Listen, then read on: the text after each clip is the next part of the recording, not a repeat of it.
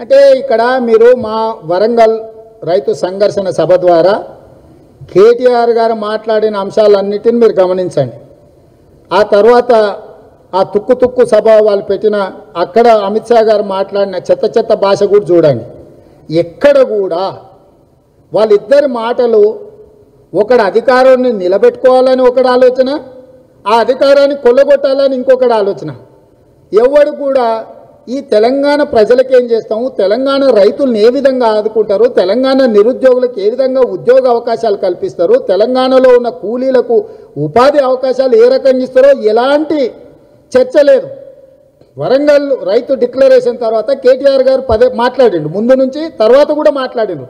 ఎక్కడ కూడా మా వరంగల్ డిక్లరేషన్లో 9 ప్రధానమైన అంశాలను మేము ఏమైతే ప్రస్తావించినామో, 2 లక్షల రైతు రుణమాఫీ కావచ్చు, ధరణి పోర్టల్ రద్దు కావచ్చు, ఇందిరమ్మ భరోసా రైతు భరోసా పథకంలో ఎకరాకు 15,000 రూపాయలు కావచ్చు, కౌలు రైతులకు 12,000 రూపాయలు కావచ్చు, ఉపాధి హామీ కూలీలకు ఇస్తున్న 12,000 రూపాయలు కావచ్చు, వేటి గురించి మాట్లాడాలి.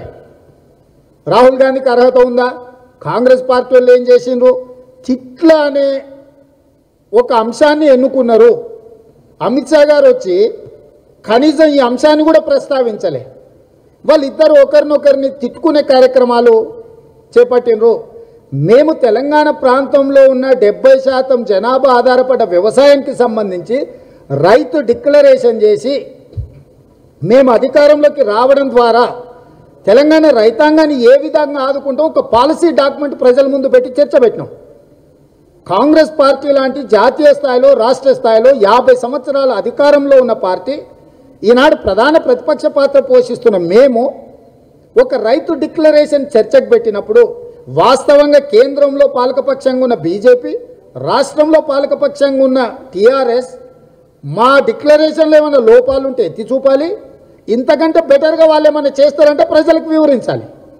ఈ 2 అంశాలు ఈ 2 పార్టీలు చేయలే. ఏం చేసిండ్రు, నువ్వు దొంగవంటే నువ్వు దొంగవని, నువ్వు శుంఠవంటే నువ్వు ఇంకా పరమశుంఠవని, నువ్వు అరగుండు అంటే నువ్వు బోడిగుండు అని ఇట్లాంటి చర్చలకు తెరలేపిన. అంటే వాళ్లకు తెలుసు కాంగ్రెస్ పార్టీ చేసిన వరంగల్ రైతు డిక్లరేషన్ అనేది రైతులకు చేరింది, ఇంతకంటే బెటర్ డిక్లరేషన్ కానీ ఇంతకంటే బెటర్ పాలసీలు అని ఈ 2 రాజకీయ పార్టీలు తేలేవు. కాబట్టి ఒకవేళ చర్చించినా 8 ఏళ్ల నుంచి అధికారంలో ఉన్నది మీరే కదా, 2 సార్లు మోడీ ప్రధానమంత్రి, 2 సార్లు కేసీఆర్ ముఖ్యమంత్రి, 2 సార్లు అధికారం ఇచ్చినా మీరు రైతులను మోసం చేసిండ్రు. మీ దివాలాకోరు నిర్ణయాల వల్ల రైతులు వేలాది మంది చచ్చిపోయినరని చొక్కా పట్టుకొని నిలదీస్తారని ఈ అంశాన్ని వ్యూహాత్మకంగా పక్కదారి పట్టించడానికి ఇద్దరు కూడబలుక్కొని తిట్ల వ్యాపారం మొదలుపెట్టారు. వాడిని వీడు తిడతాడు, వీడిని వాడు తిడతాడు. అంటే అసలు అంశాన్ని పక్కదారి పట్టించి కాంగ్రెస్ తీసుకొచ్చిన రైతు డిక్లరేషను ప్రజలకు చేరకుండా ఉండడానికి సి గ్రేడు నాటకాలు ఆడుతున్నారు. అంటే ఒక కళాత్మకమైన సినిమా ముందల ఒక మలయాళం బూత్ సినిమా వేసి ఎట్లయితే దృష్టి మరల్చడానికి ప్రయత్నం చేస్తారో, ఒక కళాత్మకమైన కె విశ్వనాథ్ లాంటి కుటుంబ కథా చిత్రం వచ్చినప్పుడు దాని నుంచి దృష్టి మరల్చడానికి చిల్లు కొట్టారం అని సినిమాలు తీసుకొస్తారు కదా, మలయాళం బూత్ సినిమాలు. మలయాళం బూత్ సినిమా తలపించింది అమిత్ షా పర్యటన, వాళ్ళ మాటలు, కేటీఆర్ టీఆర్ఎస్ మాటలు. కాబట్టి మేము తీసుకొచ్చిన అద్భుతమైన రైతు డిక్లరేషన్ ముందు దిగదుడుపు తెలంగాణ ప్రజలు ఆలోచన చేస్తుండ్రు. ఈ రాష్ట్రం ఎట్లాంటి బూతు నాయకుల చేతుల మధ్యలో చిక్కుకుందో. కాబట్టి ఈరోజు మేము ఈ చిల్లర మల్లర అంశాల వైపు మేము వెళ్ళదలుచుకోలేదు. మేము తెలంగాణ ప్రజల కోసం తెలంగాణ రాష్ట్రం ఇచ్చిన రాష్ట్రం కేసీఆర్ చేతిలో మోసపోయింది. ఒక తరం శ్రమ దోపిడీకి పాల్పడ్డది కేసీఆర్ కుటుంబం. నిజాం వారసులు ప్రపంచంలో శ్రీమంతులు కావడానికి 225 సంవత్సరాలు పట్టింది. ఇవాళ ప్రపంచంలో శ్రీమంతుల జాబితాలో కేసీఆర్ వారసులు చేరడానికి 7 సంవత్సరాలే పట్టింది. నిజాం వారసులతో పోటీ పడగలిగిన శ్రీమంతులు ఎవరు ఉన్నారా అంటే కేసీఆర్ వారసులే. ఈ అన్ని అంశాలను ప్రజలకు వివరిస్తామని చెప్పి భయపడి ఈరోజు అసలు అంశాన్ని పక్కదారి పట్టించాలనుకుంటున్నారు. అందుకే ఈ చిల్లర నేతలు చేసిన ప్రసంగాల గురించి మేము పెద్దగా స్పందించలేదు, మేము వాళ్ళ ట్రాప్లో పడదలుచుకోలేదు.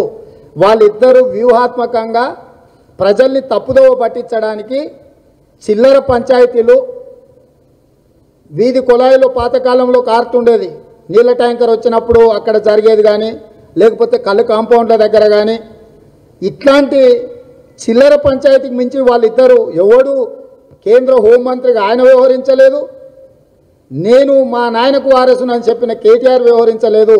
ఈ చిల్లర అంశాల పట్ల కాంగ్రెస్ పార్టీ పక్కదారి పట్టదలుచుకోలేదు, స్పష్టంగా ప్రజల దగ్గరికి వెళ్ళదలుచుకున్నాం. ఇక్కడ చర్చ జరిగింది. రాహుల్ గాంధీ గారు అక్టోబర్ 2 నుంచి ఏదైతే పాదయాత్ర జరుగుతుందని చర్చ ముందుకు వచ్చిందో, డిజిటల్ మెంబర్షిప్లో దేశానికి ఆదర్శంగా తెలంగాణ రాష్ట్రమే నిలబడ్డది. ఈ మధ్యకాలంలో దేశంలోనే అత్యంత అద్భుతంగా వరంగల్ రైతు సంఘర్షణ సభ నిర్వహించమని చింతన్ శిబిర్లో అన్ని రాష్ట్రాలకు సంబంధించిన ముఖ్యమంత్రులు, ప్రధానమైన నాయకులు, జాతీయ స్థాయి నాయకులు మమ్మల్ని అభినందించి ఏ విధంగా సభ జరిగిందో మమ్మల్ని కనుక్కోవడం ద్వారా దేశానికి ఒక దిక్సూచిగా ఆ సభ నిర్వహించినాం. కాబట్టి రెండవది కూడా మేమే బాగా చేసినామని అందరూ అంటున్నారు. హ్యాట్రిక్ మూడవ ప్రతిపాదన కూడా రాహుల్ గాంధీ గారు చేయబోయే పాదయాత్ర తెలంగాణ నుంచే మొదలవ్వాలి, తెలంగాణ కాంగ్రెస్ పార్టీకి అవకాశం ఇవ్వండి అని మా కార్యవర్గ సమావేశంలో ఏకగ్రీవ తీర్మానం చేసి ప్రతిపాదన వారికి పంపించినాము.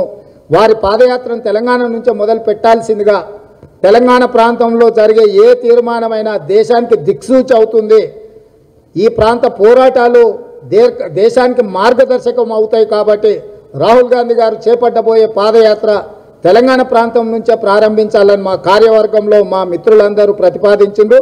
దానికి ఏకగ్రీవ ఆమోదం పొందింది. ఆ ఆమోదాన్ని ఏఐసిసి అధ్యక్షురాలికి అదేవిధంగా రాహుల్ గాంధీ గారికి లేఖ రాయడం జరుగుతుంది. హాయ్ ఫ్రెండ్స్, మా టుడే టుమారో యూట్యూబ్ ఛానల్ చూస్తున్నందుకు చాలా థ్యాంక్స్. మరిన్ని లేటెస్ట్ వీడియోస్ కోసం వెంటనే సబ్స్క్రైబ్ చేయండి. అలాగే ఈ బెల్ ని కూడా రింగ్ చేసేయండి. మా నోటిఫికేషన్స్ అన్ని మీ మొబైల్లో వస్తాయి. అలాగే మా వీడియోస్ మీకు నచ్చితే లైక్ చేయండి, షేర్ చేయండి, నచ్చకపోతే కామెంట్ చేయండి.